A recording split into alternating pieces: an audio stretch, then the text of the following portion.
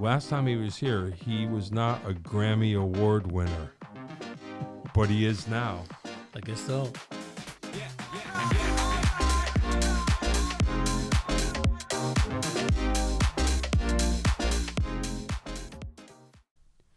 Are you ready? That's Yes. it. Yes. Oh, yeah. Oh, yeah. Jon Peckman Podcast, Connecticut Valley School of Music and Dance, beautiful downtown Portland, Connecticut. Come over the bridge, pull a U, park in front of the music store with the red neon light. Tell your friends, tell your neighbors, tell your cats, your dogs, your plants, everybody. You can have your very own podcast here in our beautiful studio. Dave will tell you how. We are here today. He's been here before, but last time he was here, he was not a Grammy Award winner, but he is now. I guess so. Mr. Dan Pugach. Yeah, man. That's beautiful. That's beautiful. So tell us what the Grammy is for. It's in the category called Best Large Jazz Ensemble Album. Wow. And it's for my big band album that I released this year. It looks like this. It looks like that. Do I have that one? You do now. I do now. Okay. All right. Because I had, you gave me some last time. Right. I don't remember what I gave you last time when I came over. I think I would have remembered if it had the dog on the cover. Right. Probably would have remembered. So tell us about this album. So this is mostly my compositions and all my arranging and orchestration, and I'm playing drums on it. Yep. And I put it together in 2.5 sessions in New York, in Brooklyn. Wow. And we recorded 11 pieces. And the album was inspired by my dog, Bianca. You can see Bianca on the cover. Yeah.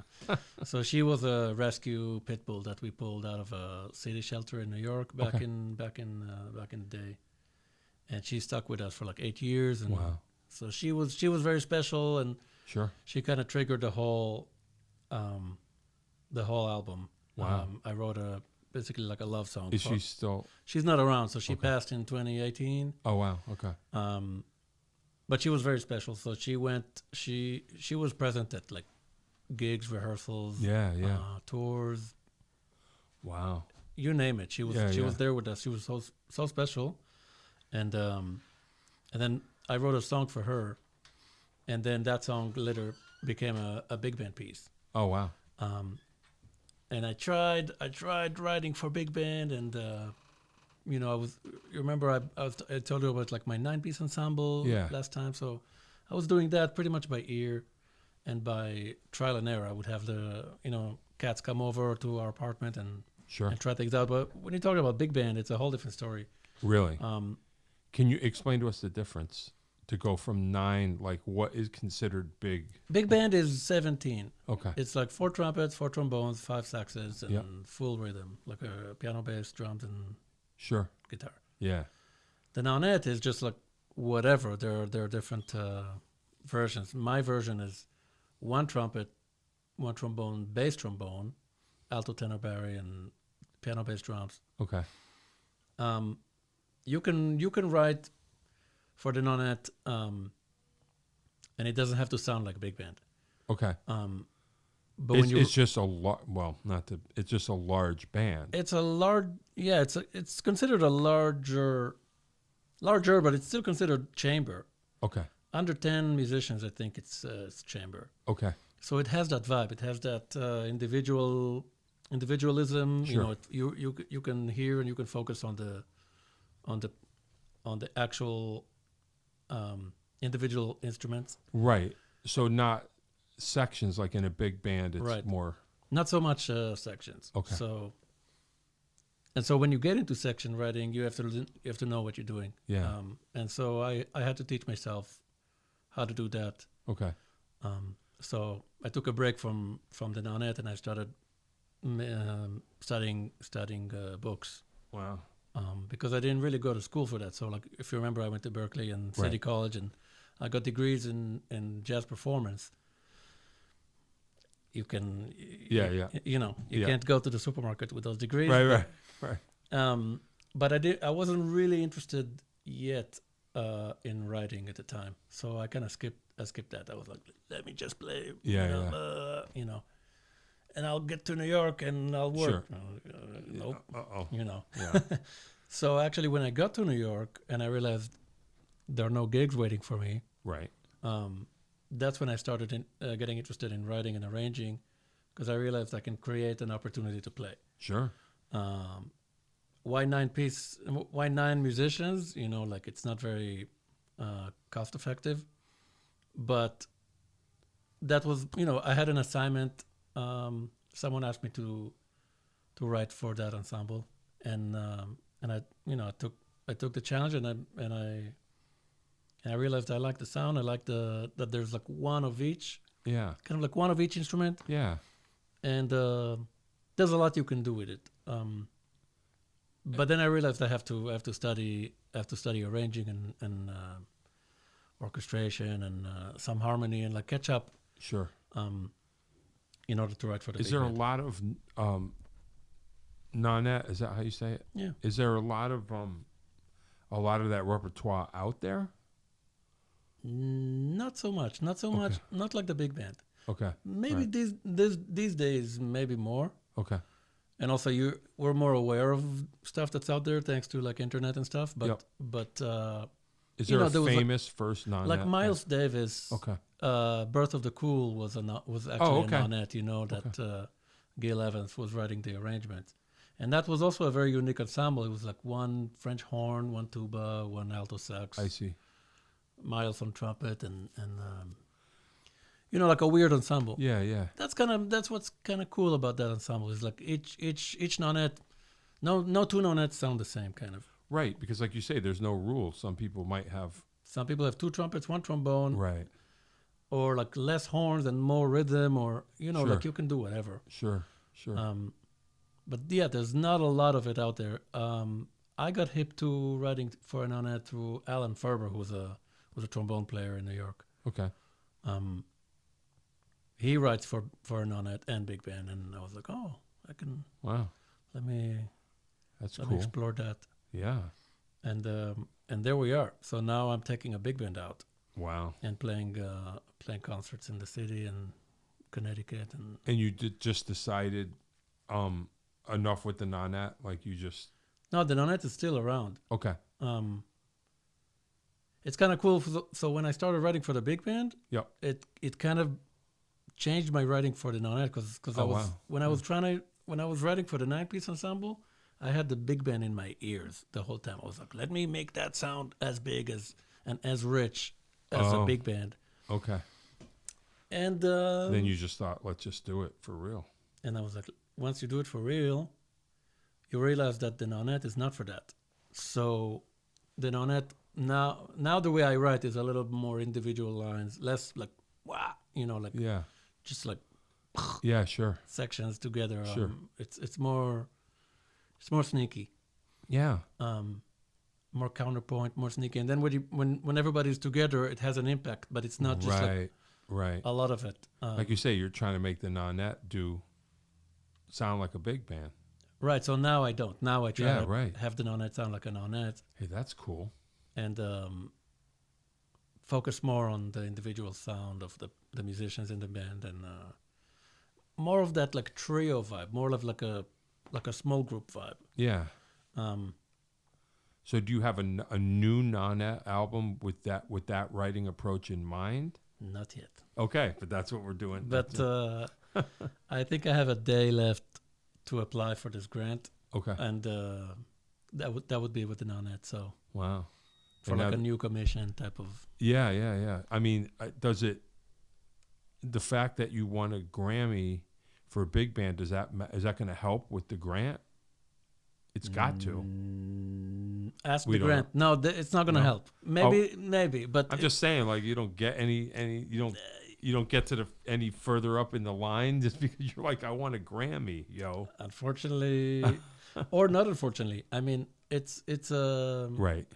It's being reviewed by like just audio. Like people listen to their applications. Oh, okay. I see. And only when I think you pass on. Like you pass, I got you. You get through, then they look at look if you're a person or not. Yeah. Yeah. Right. You know. Yeah. Imagine. Wow. You don't even have to be a person. Yeah. Otherwise, You AI will submit something. Yeah. Yeah. Wow. Hey, that's exciting. So I'm doing both now. I'm running both a big band and a non-net.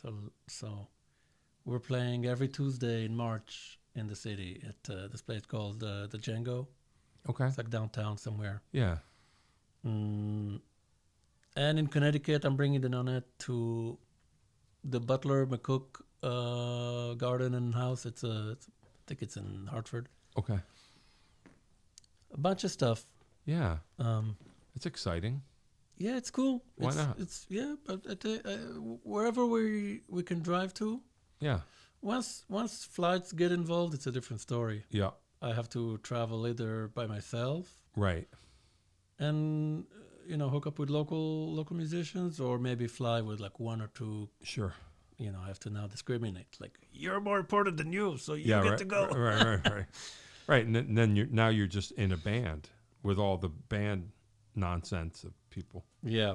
Personalities. Yeah, and the big band also. Like, once we go overseas, I mean, the cool thing is that big bands exist, right? So it's like in Europe there are like a lot of like radio big bands and different, orchestras that are funded by the cultural something. So I can just show up and be like, hey, and then either play with them or conduct them. Right. I don't want to conduct. I'm not a conductor, but right. Are you the arranger? You're the writer and arranger. So yeah. Wow. I mean, that's what when I'm playing and I'm leading the band. Yeah. I'm following a score.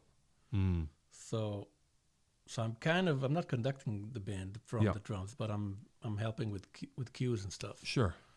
But there's no person like in front. That right. Right. We just follow each other by ear. Yeah. Well, like you say, I guess if there's a lot of or enough big bands in Europe, they understand the whole thing, because you don't usually. Well, how common is it to have somebody in front conducting a big band? Not always. Yeah, I don't know. I mean, you don't always need. Right. Like, depends on the music. If it's just like very straight ahead. Yep. Then you don't need. Right. But in my case, it's all original music, and it's not very common stuff. Like, there's a piece in 11/8, and there's a... Oh, wow. And then it goes to 5/4, and then it goes back and forth, and things like that. So you just maybe physicalize a little bit more. A little, yeah. I would imagine. Maybe give them the one, and just like... See you later. I'll see you at the end. See if we all end at the same time. That's funny. What's 1/8 note here or there? It'll all work out. And subtract at the end. If you have a few notes left over at the end, just don't play them. They just roll over to the next month. I know. That's so funny. Yeah, that's cool. So you're performing it.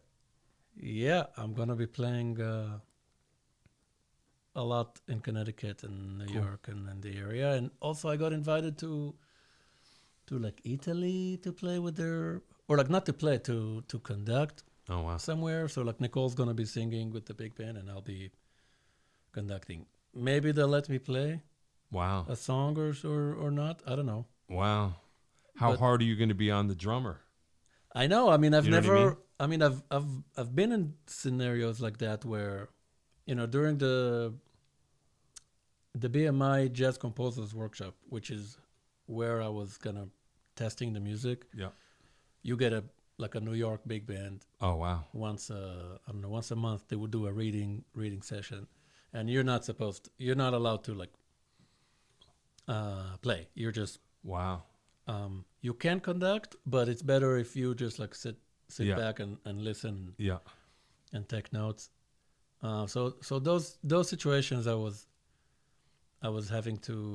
had to like listen to a different drummer interpret my charts. Mm. What's that like? It taught me a lot. It taught me actually to just like play less and stay clear from the melody and from random drum fills and random nonsense that a lot of people do. It made me more of a clear drummer. Okay, so it affected your drumming. It affected my drumming because I was like, oh my God, it hurts so much. Like when someone's just like playing the slash chords. Sure. And it's just like, and they're playing nonsense. Playing whatever. Yeah. And like, I was like, what? Yeah. Like treat it like a, Right.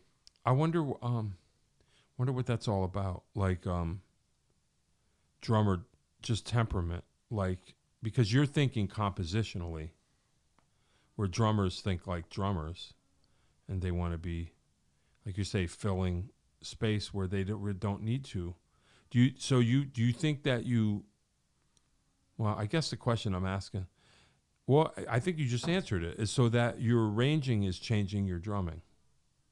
I think so because when I write for, Nicole, my wife, has a lot to do with how it influences my writing, because when you write for voice, and I'm pretty daring with my writing. I'm like, I write against her and around her and on top of her, and like, I'm not too scared, like, but I make sure that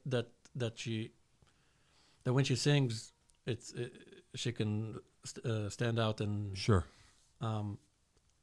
So it affected how I write around a soloist or a melody or things like that, and how I play when that happens. Yeah. And I think that kind of shaped my style of both playing and writing, like working with a vocalist and seeing like how like nonsense playing just doesn't help, right? Doesn't add on it, right? Add anything. And so now I can't unhear it. So yeah. And when solos happen and like group improvisation or whatever, go right. Go sure. to town. But sure. What hurt me was to hear someone just like all over, right, before the tune even got to its, the first sentence. Yeah, right. It's like, oh, buddy, you're not. Yeah. We don't. You also, you can't teach that. You can't also write, play pretty around the melody. Right. Like, I mean, you could, but yeah. We try to communicate in musically and not with words. So yeah, it's got to be so individualistic too. Like you say, there might be some drummers that understand that or are more sensitive to, but like you say, you don't want to like come in and empty the bag of all your tricks on the first verse. That's what people do. Wow. Sometimes. Yeah. Trying to be impressive. Either impressive or just, I think, out of habit. Yeah. Like each bar is a thing. Yeah. Bar 1, bar 2, bar 3. They don't think like, zoom out and. Why do you think that is? I wonder why. Is it big band drummers or jazz drummers? I think it's jazz drummers. Jazz drummers. That's how they feel that they have to be. They're like, what? I'm playing. I'm interpreting. I'm coloring. I'm like, great. So maybe do that can you do that in a consistent way? Can you do that in a cohesive, coherent? Can you do something for this section and then change it for this section? Right. So I can appreciate that and then appreciate this and then have something to, or it's just going to be like blah, blah, blah, blah, blah, this cymbal, that cymbal, this cymbal, the drum fill to here, drum fill there, drum fill. Yeah. I mean, interesting. I'm a drummer myself. You're a drummer. We understand. Like we play songs. Yeah. You don't just like play a crash in the middle of bar 3. Right, like you're going to get shot. So do you think, did you think more song? I don't recall. We have to think about your history as a player. But do you play more song-oriented playing? Is that come naturally to you, or is that what you're learning now as you hear people interpret your work? The latter, yeah. Because I used to play all over the place. Okay. And way too much. Okay. And even to this day, probably still maybe too much, if I play with someone or. Yeah. Because you're coming from that jazz tradition of pushing all the time. Yeah. Exploring. Of just exploring and coloring and individual and blah blah blah blah blah. Yeah. Great. But you're also a part of a bigger thing. Can you step out of your Right. So it's funny, once I started working constantly with a vocalist, and I don't think it's something that she had ever said. It's just something I took for myself from working with the vocalist or being at those gigs and rehearsals. You listen back and you're like, what an idiot. Oh. What are you doing? What are you playing? Wow. What are you doing? Yeah, so sure. We all have those moments. I mean, I've gone through them too. Yeah. I can remember, I'm more of a rock drummer or whatever, but I was young and thought, I could do anything. I could play anything, and thought I was the coolest guy in the world. And I was in my rock and roll band and we played a gig and someone videotaped it. I thought, I'm going to go home and see how cool I sound. And I was the same thing from the outside. I was like, is he ever going to settle on anything or is he just going to fool around the whole time? And also, 3/4 of the things that you think you're landing, you're not even landing them. You know what I mean? Like, I just was like, kind of what you're saying, when you hear the playback, when you're not in it and you're, as a listener, you're like, oh no. And I totally tore my style down. Like, I got to the point where I would just do gigs with hat, kick, snare, and one cymbal. Yeah. I didn't even add a tom for months. Like, the guys in the band were like, can you bring a tom? And I'm like, not yet. Like, I had to just, because, so I know the feeling. To like restrain and think of the song and the bigger picture. Yeah. It's hard to, I mean, I'm not judging myself or anyone. Sure. I'm only saying that these days that's kind of my style of playing. And again, probably only when I'm playing my own stuff, that I'm like very careful. Yeah. Because I think other band leaders would expect the drummer to like keep creating new things and new ideas and new stuff and generating new grooves and new. How much can you explore without conquering anything and saying, "Oh, I like this. Let's do this," and dig into this and explore this one thing and not just explore in the dark, just like. Ooh. Yeah. Well, I don't know. I guess it happens. And then when I get a solo, I take a solo and I go at it. I'm just like, sure. I can do. I'm kind of saving it in a way. Right. So that I can play subtle and pretty and, here and there I can get a little sophisticated or joke around with the bass player or react to the rhythm or to whatever's happening. But not right off the bat. I wonder if, do you think being more sensitive to the vocalist since you're married to one, well, I guess you said that too, right? Just makes you more generally aware, right? Maybe it's out of fear, because we're married. Oh, so I don't want to hear about it. Yeah, you can be wrong then too. I'll be wrong no matter what. Right. So that's what I'm saying. Might as well play what I want. No, but I like I said, it's not like something Nicole or anyone has ever said to me. Right. It was more of a. I think it really hit me when I put my own music in front of myself with a different drummer. Yeah. And I was like, oh boy. Oh wow, why is it slowing down? Why is he not getting it? Why is it? Right. Why there are no dynamics? Why is it all just like one cymbal, and just like no build up of like tension and release or because they're not thinking like a composer. Yeah, so that's why you're more than a drummer. Maybe, I don't know. But maybe you can't really if drums were enough for you, you just would have played drums, right? I mean, they're enough. I like the drums. Yeah, I'm happy. Listen, I'm doing this so I can play drums. I see. Okay. I know composers who are very serious about themselves as composers, which I'm not. Okay. and they're like, I'm gonna write and then conduct and do this and the blah blah blah blah blah, and they don't need to play in the band, which is also fine. That's totally legit. Some musicians are better composers than performers. Some are good at both, but they want to be the conductor. I have no business in conducting, and I'm writing for myself to play. I'm treating the big band as if it's a trio. I just want to play. Right. So and other people's compositions don't have the thing that you want to play. Otherwise, you'd just be a drummer. You'd be that guy. You'd be the guy just playing the chart. But you want to create. And I do that too, and I'm happy doing that too. You know, like I'm happy like just being a sideman and playing for other people. Yeah. Guilty for overplaying, you know, and I'm like, okay, I'm gonna, you know, you're not writing too specific.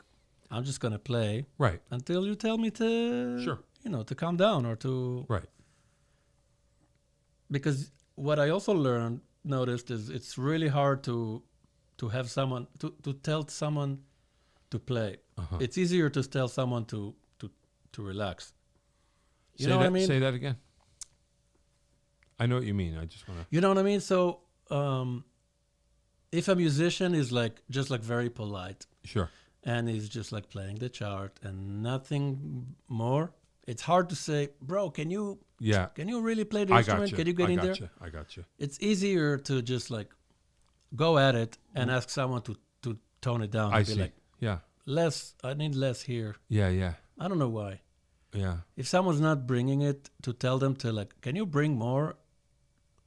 If they are bringing already, if that's then you offended them. So, you know, gotta be careful with that. You know what I'm saying? There's a lot of psychology involved. I do. I know what you mean. It depends.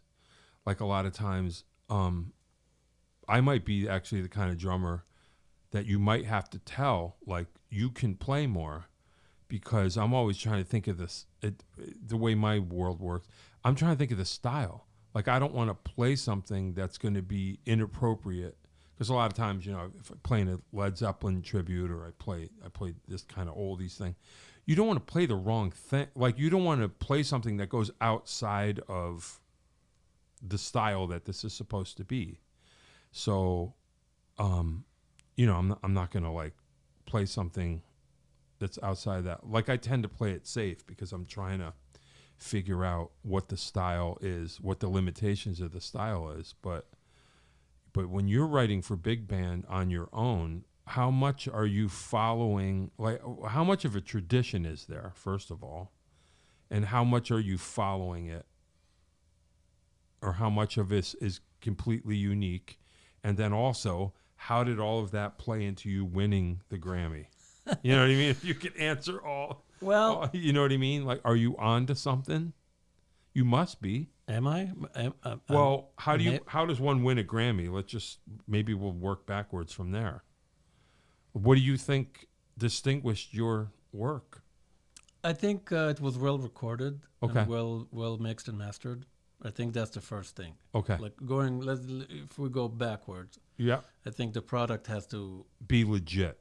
Sound amazing, sound pristine, well recorded and mixed, and you knew that, so you were like, I don't know if I knew that, but that's just, you know, when it's not right. Yeah, so you know, we mixed it and mastered it, and the people at Bunker Studio in Brooklyn, they did an amazing job, and you know, I love that studio. So they must have a big room. Yeah, they have a big room. We put 13 horns in one room, and then the piano and guitar were in a different room, in a booth, and then the bass in a booth, and I had like a bigger booth, and then Nicole was in the control. Wow.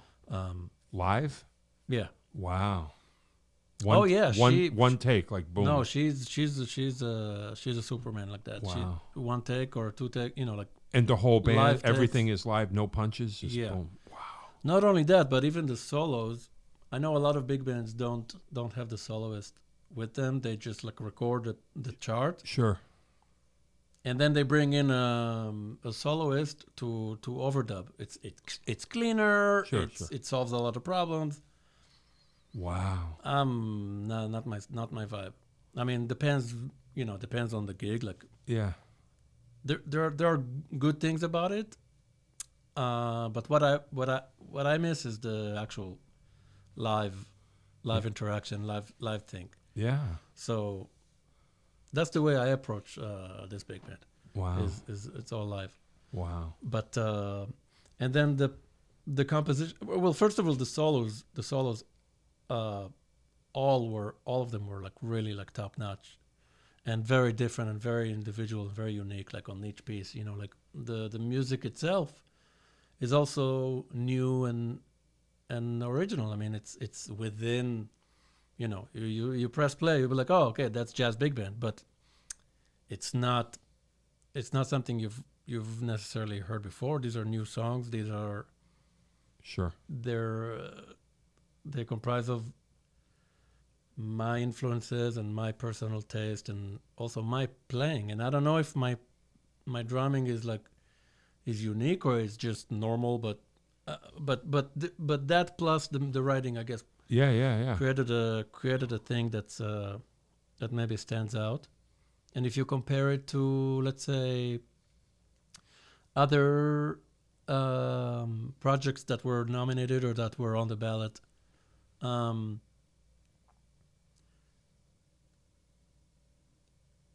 maybe some of them were more traditional sounding big bands, like like swinging and stuff like that. Which I'm not against. 11/8. I'm doing 11/8, but I'm also doing swing and stuff like that. So you think they recognized that it was progressive in a way? Maybe it has a unique sound, and also the narrative and the whole story and the whole inspiration behind the record. So it all adds up with the dog rescue and all that. I think helped get it heard. Yeah. Were they aware of you? So your wife won. She won last year, right? Okay. With her her album that she wrote. She also wrote everything and arranged and produced and did everything. Wow. And I only played the drums on it. Did you play exactly what she told you to play? Just kidding. No. But also, I wasn't the only drummer. Oh, wow. Because at the time, I was like, babe, I'm trying to be like a good friend and a good husband and a good supporter. I'm like, and she got Christian McBride to play bass and co-produce it with her. So I was like, babe, if McBride wants someone else, like a famous or like whatever, don't feel bad. But we're cool. Yeah. You have my blessing. Yeah. If it helps the project. Yeah. So he did bring someone, and he did play on a few songs, and so there are two drummers. So you can hear a little bit of the difference. I'm a little bit more.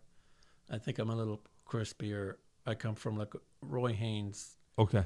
I don't know if if like rock drummers or whoever watches this knows Roy Haynes, but it's I heard of Roy Haynes on Chick Corea's album Now He Sings, Now He Sobs, and that sound, that crispy ride was just like changed my life. And he just died last year, Roy Haynes.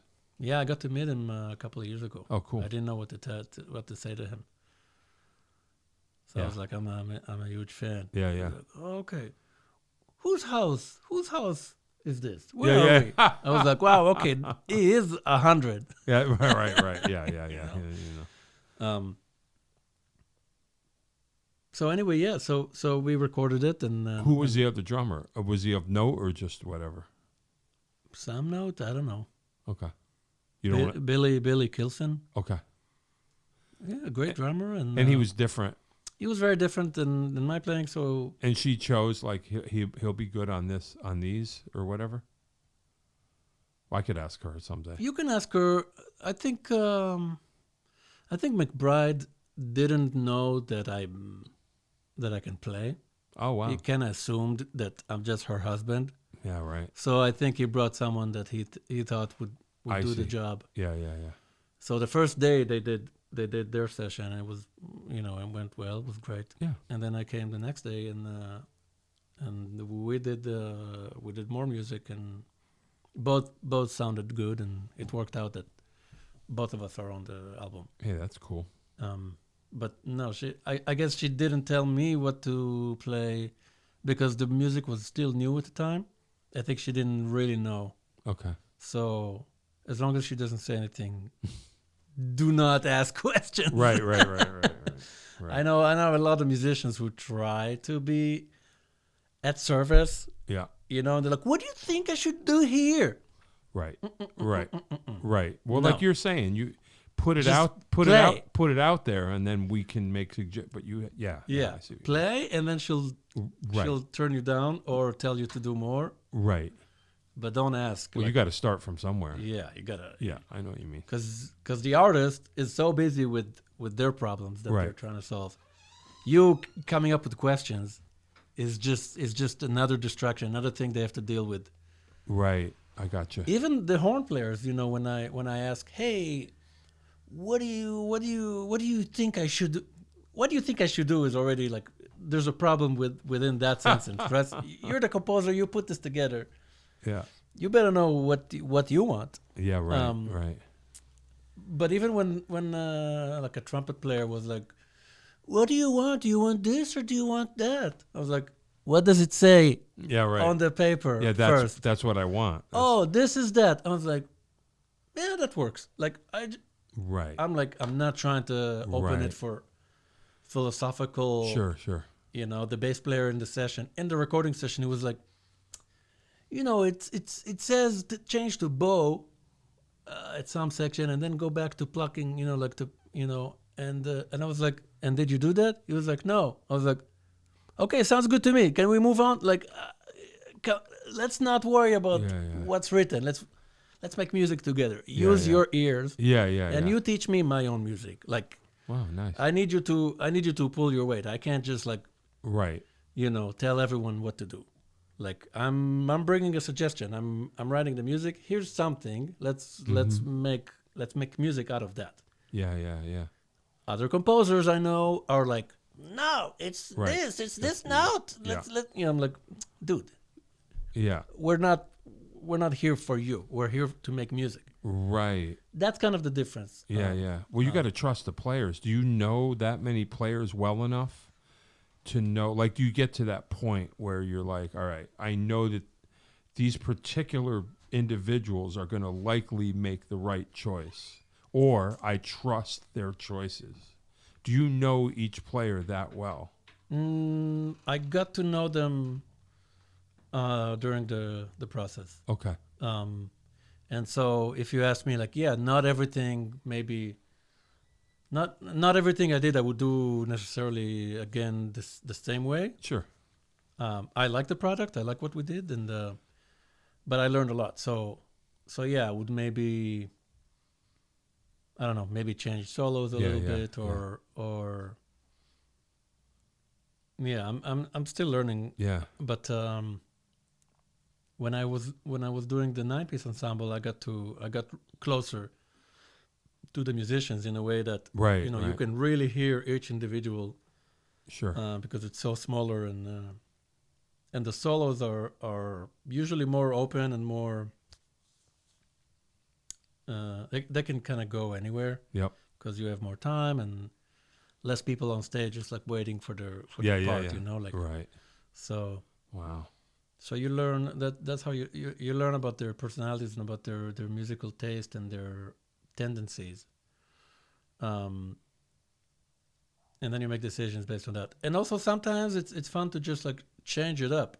Yeah. To give this section or this solo on this piece that's very, I don't know, maybe esoteric or modern or something, to give it to this guy who's only playing like bebop and right, just to see what happens, how he right, what people do with it. Yeah, I was just thinking about that. I kind of went back and I was listening to like because I had somebody reminded me of this lately, and I don't know if I really ever understood it, but that's like the Money Jungle album where you have Duke Ellington and Max Roach and Mingus, and it's like Duke is out of his zone, but yet still, you can hear him like figuring it out, and it's kind of cool. It's exciting. I love Duke Ellington. Yeah, I'm a big fan. Yeah, you know, but I guess that was a big deal then, that they were like, "What's going to happen?" Because he kind of, I don't want to say old fashioned, but you know, he's wouldn't be that kind of player that you would think offhand. Yeah, but he kind of went for it. It's like, oh, okay. Yeah. Cool. He like evolved with the music, you know, like right, he kind of evolved the music. Yeah, he was sure. ahead of his time, and for sure. I'm not ahead of my time. I'm just within. I'm living within a genre. Maybe I'm kicking it a little bit here and there. Well, you know, with like the meters or like the harmony or the way I treat, or the melodies. Also, like my melodies are very singable. I think because I don't write it from the fingers or from I don't know what. You know, I can't play an instrument other than the drums. Okay. I can sit at the piano, pluck some chords and stuff slowly, and boringly. Well, and you don't want to be around me when I'm writing. Nicole hates it. Oh, really? Because it's like yeah. Just one thing. Yeah. Just like I'm. So you can't tell what the whole thing's going to be at all. It doesn't sound like anything. No, because I'm just experimenting with sound, and I'm looking for melodies, and wow. I try to sing them like in my head. And usually I started the drums, so like I would go to the set and just play, accompany like a groove or a mood or a vibe, and I'll stay there for a minute, and then I'll start like humming or buzzing or whatever. Sure. Not really specific notes or anything like that. I don't have like perfect pitch or anything. I'm just sure.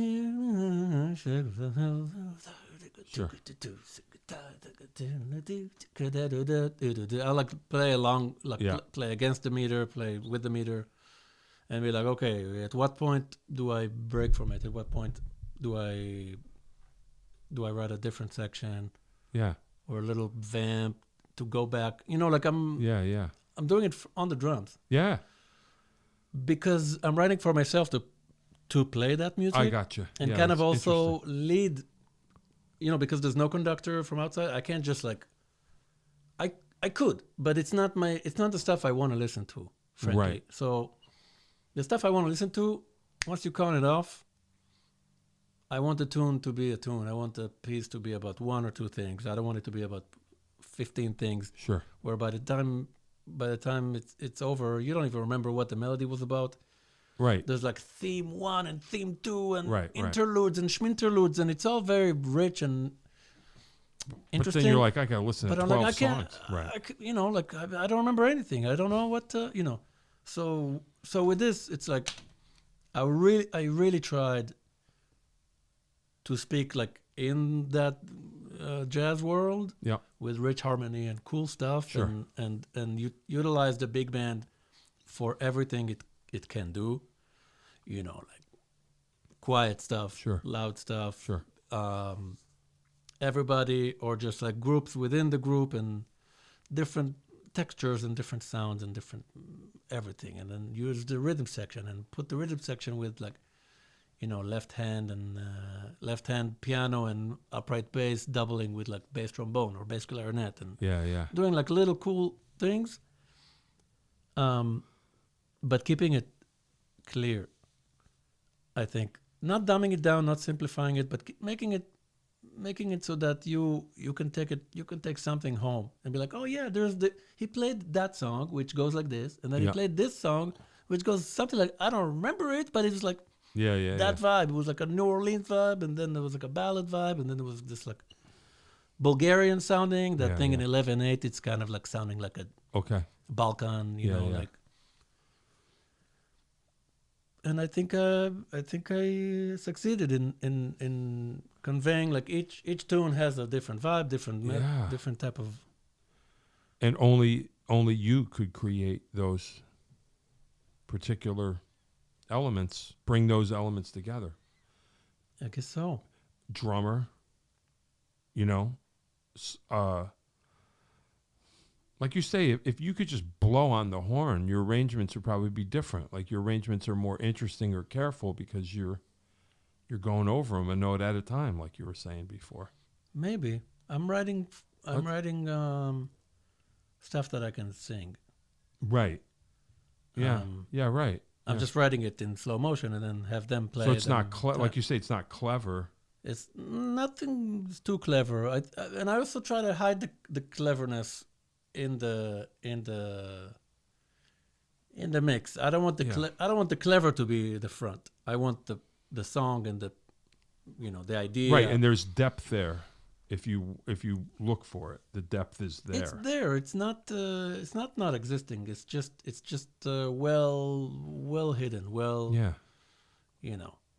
Which is not easy to do.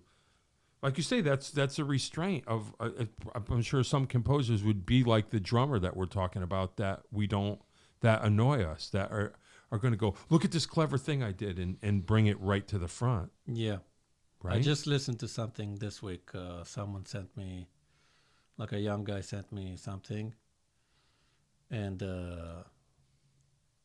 I press play, and the first thing is like already like a cluster or like some weird stuff that's moving around. So the melody is already harmonized in like I don't know how many, 5 voices or something. Yeah.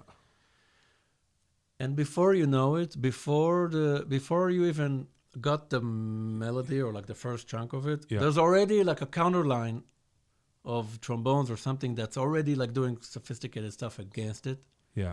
Now you have to not only digest new stuff, but new stuff in the new stuff. That hasn't been established yet. Hasn't been established, Yeah. And I also made that mistake when I started writing at first for big band. Yeah. I was like, okay, this is going to be the most sure expensive, rich, crazy, dissonant, yada, yada, yada. And it gets so used, you don't even like it. Even as a composer, you're like, you hear it for 2 seconds and you're like, oh, too much, too soon. Right.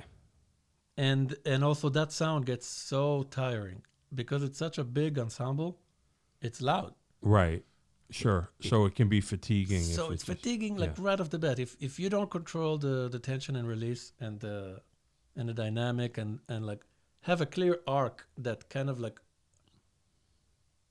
plays itself towards that, like some songs play themselves, right? It's like the verse is no drums, and then second day you come in, and then pre-chorus, cymbals, and then boom, I don't know. There's like a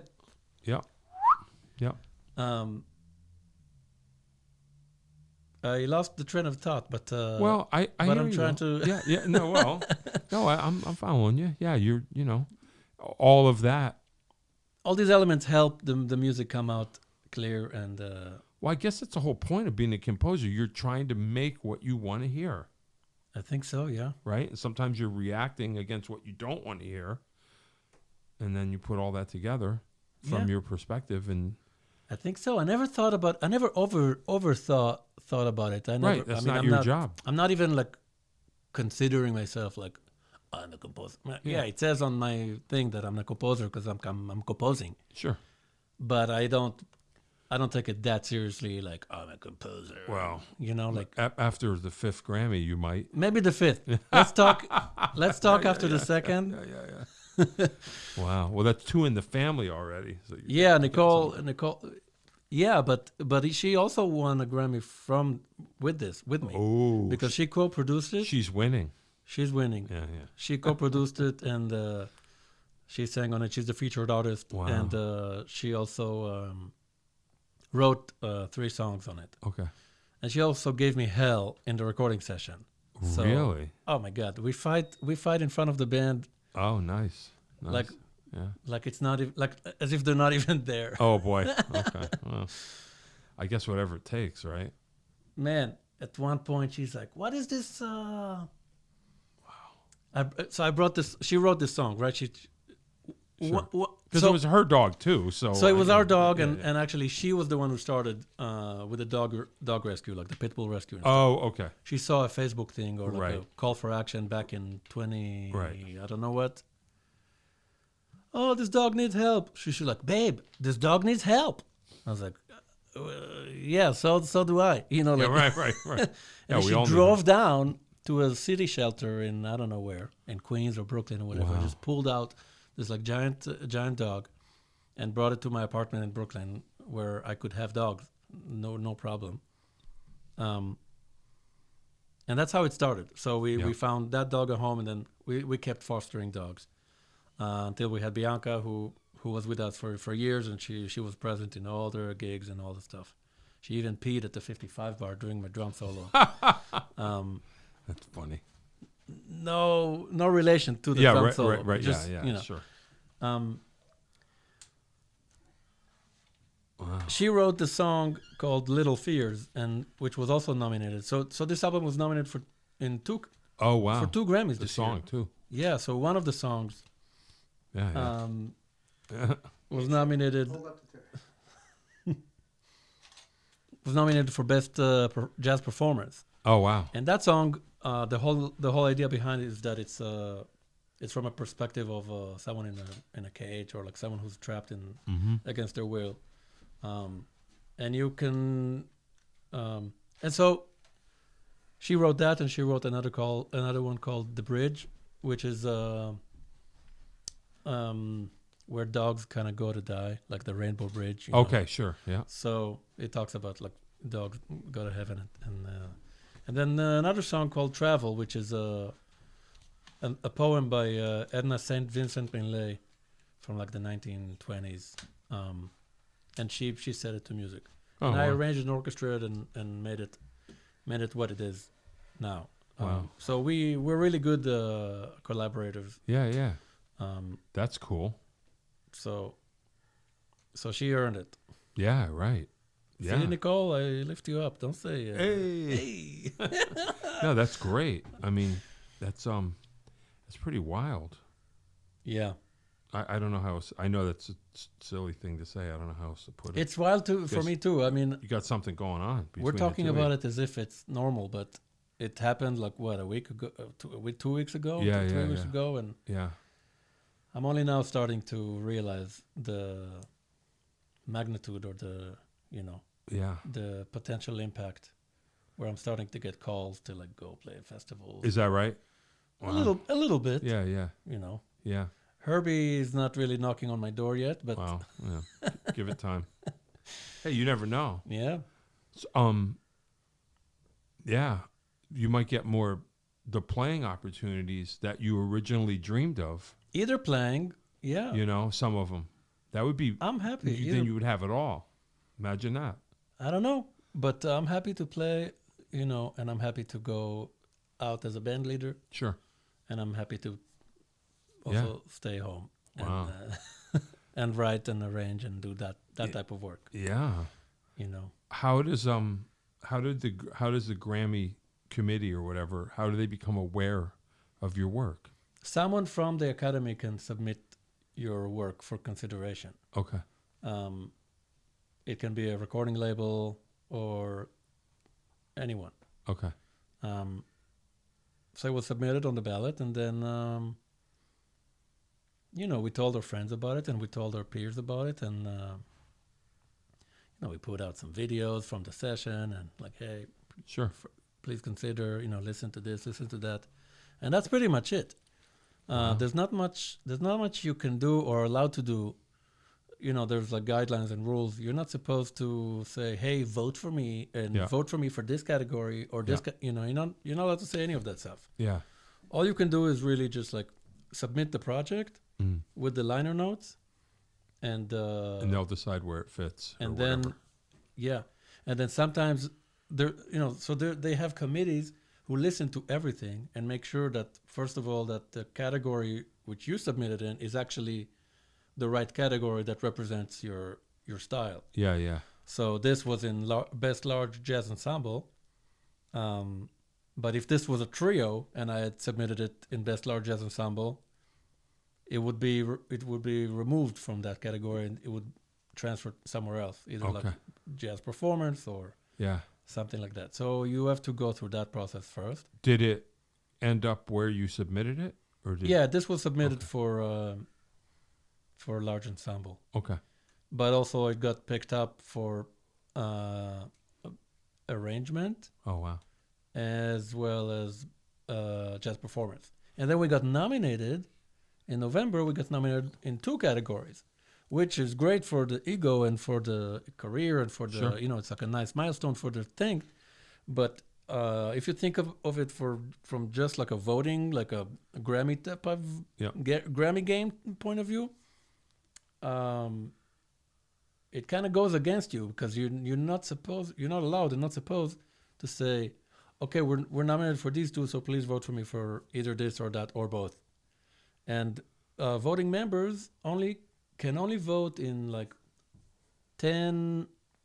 They only get like up to like 10 votes or 15 votes. Yeah. But across 3 fields, and each field has a few genres, a few categories in them.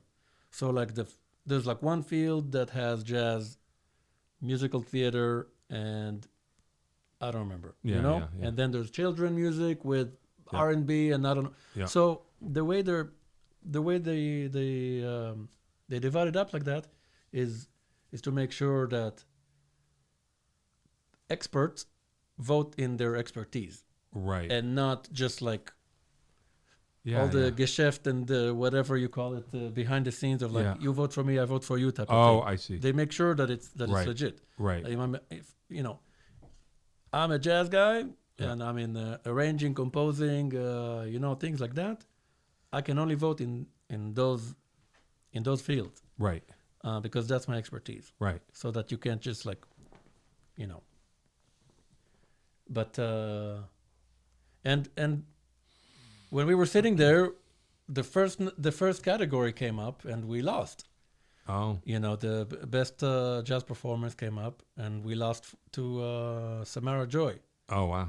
And I was like, yay, we lost to Samara Joy. Oh, wow. Better than, Yeah. Yeah. And then we won with the best large ensemble album, which was all I really wanted for this project in the first place. I see. The other nominations I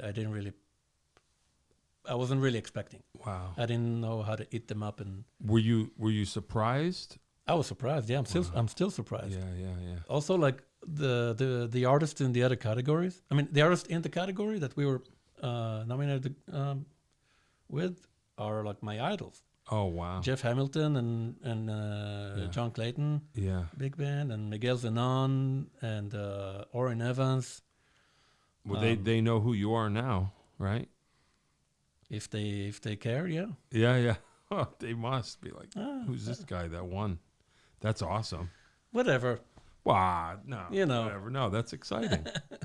That's exciting. I mean, at least, that's got to anyway. Yeah, that's got to be exciting. When you, like you say, when you have all these ideas, or how you think it should be, and then you make that thing. I guess that's why the Grammys exist, right?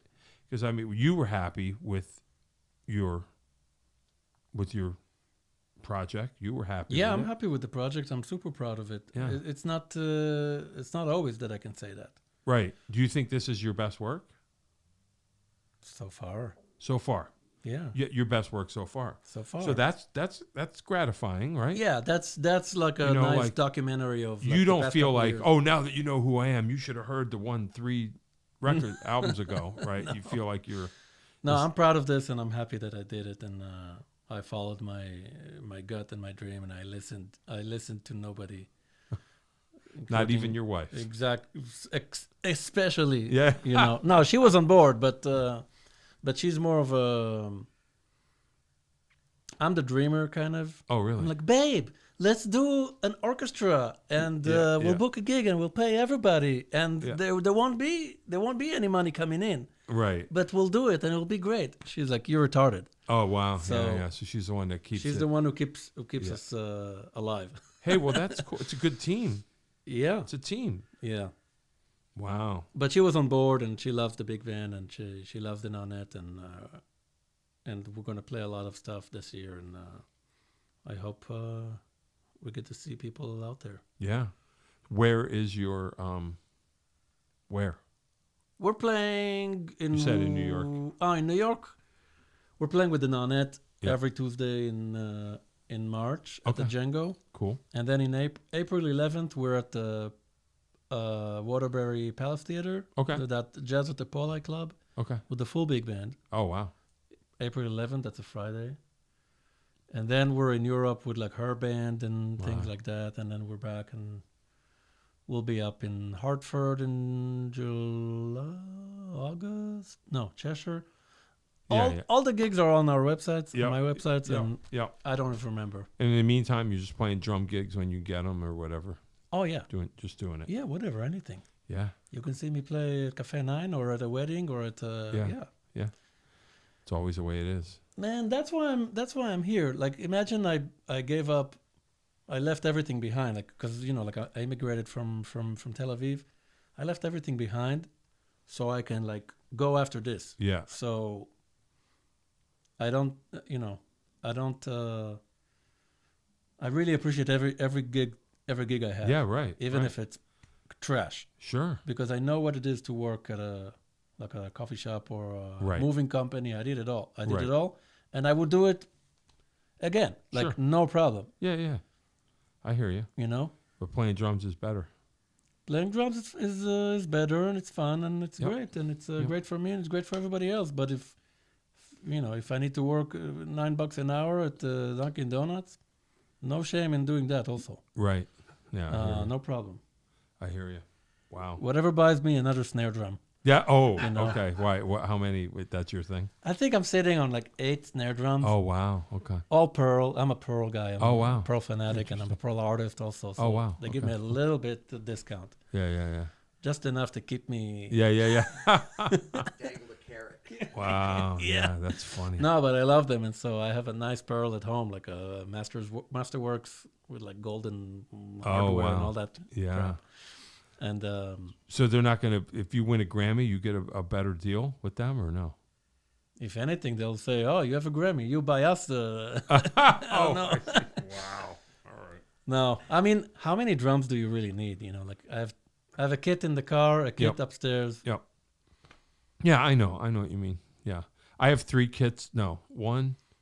I have 3 kits now. It's the most I've ever had ever. Like, it just feels extravagant. But you're a vintage guy, right? You have those Ludwigs and Slingerland and Rogers or whatever. I have a Premier. Yeah, I know Premier. Pre-67. So, an old Premier, a 72 Ludwig, and then another Ludwig that's half 60s, half 80s. All. Very cool. Recovered, kind of, yeah. If you're a rock guy, I look at it like small, medium, large. Like the Premier is for the organ trio gig, and then this one. So I finally have 3, and I was just like, it's such a big deal. I was lucky to have 1 ever. Do you have a 22? Do you I have a 22. Take out Oh yeah, 20, 22, 26 for. You have a 26 for the Led Zeppelin gig, yeah. Can you fit it in the overhead? Barely. No, not in the overhead, not on the plane. No, in the car, yeah. No, playing the 26 is a whole other thing. I like it. Yeah. But it's different. What, the see-through one? The big one? The Bonham one? Yeah, 26 by 14. Wow. So it's cool. I never cared, but it changes everything. It really does. Because I realized, I don't know if this is a parallel of anything that we were saying before, but it's kind of like with the nonette trying to sound like a big band. I realized when you play a big drum, all you have to do is play it, and it'll make a big sound. And I realize a lot of times when I'm playing the rock stuff, I've been stomping on a 22 trying to make that sound. And you realize it's there. You just play it. Wow, interesting. It's like, oh. And I have a friend of mine who's been doing it for years, and I talked to him about it. And he says it's just so much more expressive. Because with the 22, I'm just stepping on it. With this, I'm like, oh, you can really get the beater off the head.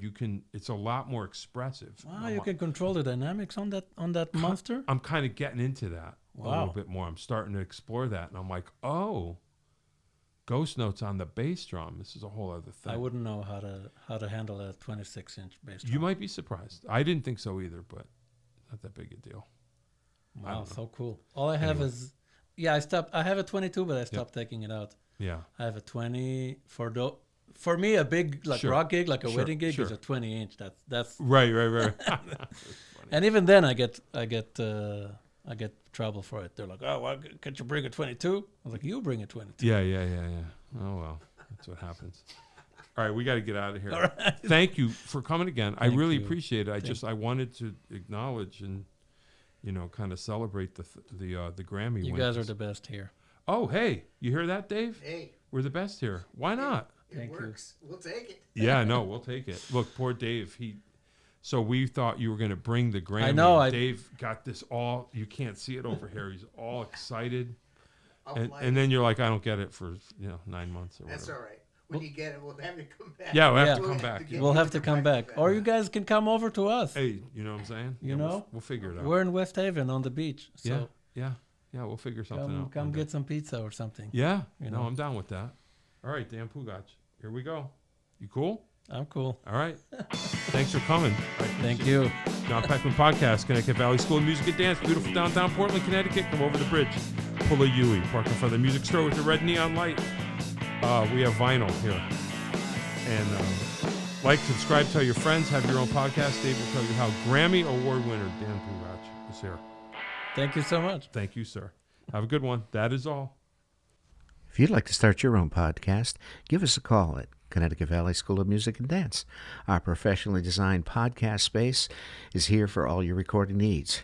Rent out our studio to do interviews with up to 4 people, to record audiobooks, social media content, and all other recorded material.